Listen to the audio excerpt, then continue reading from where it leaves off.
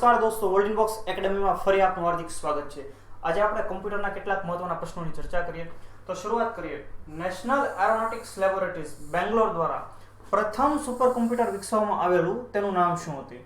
તો આપણો અહીં જવાબ થશે ફ્લો સોલ્વર, કે જેનું નામ હતું, જે પ્રથમ super computer national aeronautics laboratory બેંગ્લોરે ડેવલપ કર્યું હતું. પણ ભારતની વાત કરીએ, પ્રશ્ન પૂછાય કે ભારતનું પ્રથમ સુપર કમ્પ્યુટર જણાવો, તો જવાબ આવશે પરમ 8000, કે જેનું ડેવલપમેન્ટ કાર્ય સીડેક નામની સંસ્થા દ્વારા 1991માં કરવામાં આવ્યું હતું. આ સીડેકનું નામ છે centre for development of advance computing.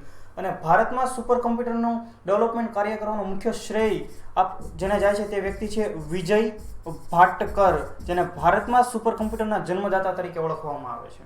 આ ઉપરાંત અનુપમ શ્રેણીના સુપર કમ્પ્યુટરનો વિકાસ બાર્ક મુંબઈ દ્વારા કરવામાં આવેલો. બાર્ક એટલે Bhabha atomic research centre. Super computer ખૂબ ઝડપી કામ કરતું હોય છે. તેની સ્પીડની ગણતરી ફ્લોપ્સની અંદર કરવામાં આવે છે. તો આ ફ્લોપ્સનું પૂરું નામ થશે ફ્લોટિંગ પોઈન્ટ્સ ઓપરેશન્સ પર સેકન્ડ. તો વૈશ્વિક લેવલે વાત કરીએ તો સુપર કમ્પ્યુટરના જન્મદાતા તરીકે સેમર ક્રેને ઓળખવામાં આવે છે, કે જેમણે અમેરિકાની અંદર ક્રે રિસર્ચ કંપનીની સ્થાપના કરી હતી અને વિશ્વનું પ્રથમ સુપર કમ્પ્યુટર બનાવ્યું, જેનું નામ આપ્યું ક્રે 1. અને આથી સેમર ક્રેને આપણે સુપર કમ્પ્યુટરના જન્મદાતા તરીકે ઓળખીએ છીએ. અને તાજેતરમાં વિશ્વનું સૌથી ઝડપી સુપર કમ્પ્યુટર લોન્ચ કરવામાં આવ્યું, જેનું નામ છે સમિટ. આ સમિટ લોન્ચ કરનાર વિભાગ છે એનર્જી ડિપાર્ટમેન્ટ ઓફ અમેરિકા, એટલે અમેરિકાનો ઉર્જા વિભાગ. અને ત્યારબાદ દિગ્ગજ આઈટી કંપની IBM, જેને આપણે કહીએ છીએ ઇન્ટરનેશનલ બિઝનેસ મશીન તરીકે ઓળખીએ છીએ. તો આ બાબત હતી સુપર કમ્પ્યુટરને લગતી. ત્યાર પછીનો સવાલ જોઈએ, કમ્પ્યુટરમાં કયા બે આંકડાઓને ઓળખે છે? કમ્પ્યુટર માત્ર બે જ આંકડાઓ ઓળખશે, જેને આપણે કહીએ છીએ 0 અને 1, જેને બાઇનરી ડિજિટ તરીકે પણ ઓળખવામાં આવે છે. અન્ય કોઈ ડિજિટ કમ્પ્યુટર ઓળખી શકતું નથી, માત્ર 0 અને 1. અહીં તમે ઇમેજમાં પણ જોઈ શકો છો કે દરેક બાબતો 0 અને 1 થી જ બનેલી છે. ત્યારબાદ વર્લ્ડ વાઇડ વેબનો આવિષ્કાર કોના દ્વારા કરવામાં આવ્યો હતો? ખૂબ મજાનો પ્રશ્ન, પરીક્ષામાં પૂછાયેલો પ્રશ્ન છે. તો અહીં જવાબ થશે ટિમ બર્નર્સ-લી, કે જેને WWW એટલે કે વર્લ્ડ વાઇડ વેબનો આવિષ્કાર કરેલો, જેનો પ્રથમ સામાન્ય પ્રયોગ 6 ઓગસ્ટ 1991ના રોજ કરવામાં આવેલો.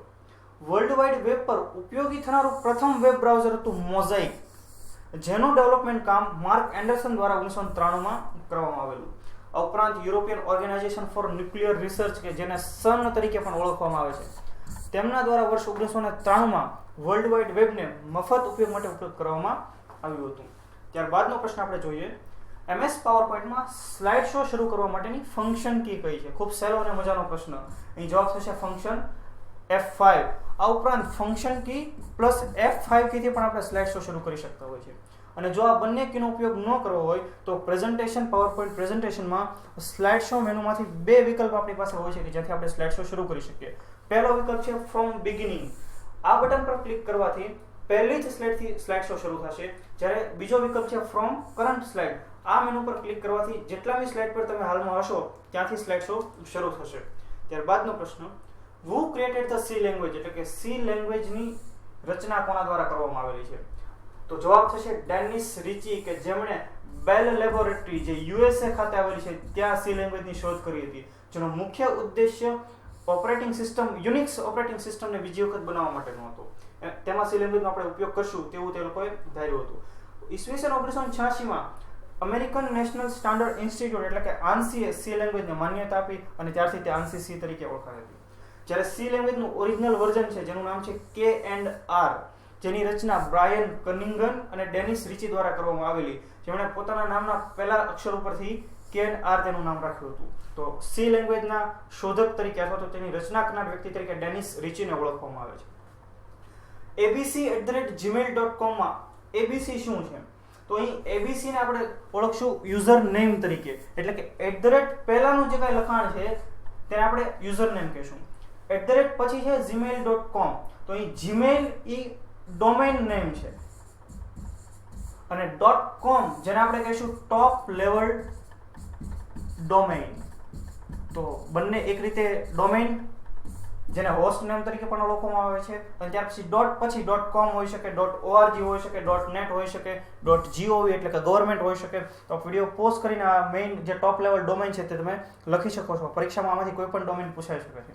ત્યાર પછી LAN નું પૂરું નામ જણાવો. ખૂબ સહેલો પ્રશ્ન છે. LAN નું પૂરું નામ થશે લોકલ એરિયા નેટવર્ક. જ્યારે કોઈ કેમ્પસમાં કે કોઈ ઓફિસની અંદર એકથી વધુ કમ્પ્યુટરોને કોઈ એક ડિવાઇસ સાથે જોડવાના, જેમ કે આ બધા કમ્પ્યુટરો છે તેને એક જ પ્રિન્ટર સાથે આપણે જોડવા છે, ત્યારે આપણે LAN નો ઉપયોગ કરશું. આ ઉપરાંત તેઓ એકબીજા સાથે પણ જોડાયેલા રહેશે, ત્યારે એક ડિવાઇસ અલગ અલગ કમ્પ્યુટરો વચ્ચે આપણે વહેંચી શકશું. તેના માટે ઉપયોગમાં થનાર નેટવર્ક એટલે લોકલ એરિયા નેટવર્ક. ત્યાર પછીનો સવાલ, MS વર્ડમાં લખાણના ફોન્ટને મોટા કરવા માટે કયા વિકલ્પનો ઉપયોગ કરશો? ફોન્ટ જે કાંઈ લખેલા છે તેને આપણે મોટા કરવા છે, તો અહીં જવાબ થશે control plus shift plus greater than. તેનાથી ફોન્ટની સાઇઝ વધશે. પરંતુ જો આપણે ફોન્ટની સાઇઝ ઘટાડવી છે એટલે કે ફોન્ટને નાના કરવા છે, તો control plus shift plus less than. તેનાથી ફોન્ટ નાના થતા જશે.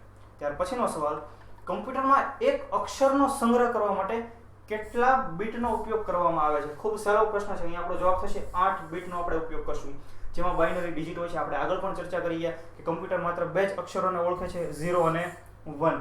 આ 8 બીટના સમૂહને આપણે બાઇટ કહીએ છીએ. અને ત્યાર પછી 1024 બાઇટ એટલે કે 1 KB એટલે કે 1 કિલોબાઇટ, 1024 KB એટલે કે 1 MB. તો આ છેક સુધીનું લિસ્ટ તમે વિડીયો પોસ્ટ કરીને લખી શકો છો. અહીં યાદ રાખો 1024 MB એટલે 1 GB થશે, જેને આપણે ગીગાબાઇટ કહીશું. તેવી જ મુજબ 1024 BB એટલે કે બ્રોડ બાઇટ એટલે 1 GB એટલે કે 1 જીઓબાઇટ એટલે કે 1 GB ના બે અર્થ છે, એક ગીગાબાઇટ અને બીજું જીઓબાઇટ. ત્યાર પછીનો સવાલ જોઈએ, કોષ્ટકની રચના બદલવા માટે કયા SQL આદેશ વપરાય છે? કોષ્ટક એટલે શું? તો એ થશે ટેબલ. આપણે કોઈ પણ પરીક્ષાનું ફોર્મ ભરીએ કે કોઈ પણ બાબત હોય તો આ દરેક વસ્તુ ડેટાબેઝમાં સ્ટોર થતી હોય છે. અને આ ડેટાબેઝ એટલે શું? તો કે અલગ અલગ કોષ્ટક, અલગ અલગ ટેબલોનો સમૂહ હોય છે. તેમાં કોઈ નવી કોલમ એડ કરવી, કોઈ કોલમ ડિલીટ કરવી, અથવા તો તેમાં કોઈ ફેરફાર કરવો, તો તેના માટે જે આદેશ વપરાય છે તે હશે અલ્ટર. અને આ સાથે આપણે SQL નું પૂરું નામ પણ યાદ રાખીએ, જેનું નામ થશે સ્ટ્રક્ચર ક્વેરી લેંગ્વેજ, કે જે ડેટાબેઝની અંદર ઉપયોગમાં લેવાતી હોય છે. તો જો દોસ્તો આ વિડીયો આપને પસંદ આવ્યો તો તેને લાઇક કરો, તેને શેર કરો અને વર્લ્ડ બોક્સની ચેનલને સબસ્ક્રાઇબ કરો જો હજુ સુધી આપણે તેને સબસ્ક્રાઇબ નથી કરી તો. આવા વિડીયોની નોટિફિકેશન માટે આપણે બેલ આઇકન પ્રેસ કરવાનું ચૂકશો નહીં. Thank you very much.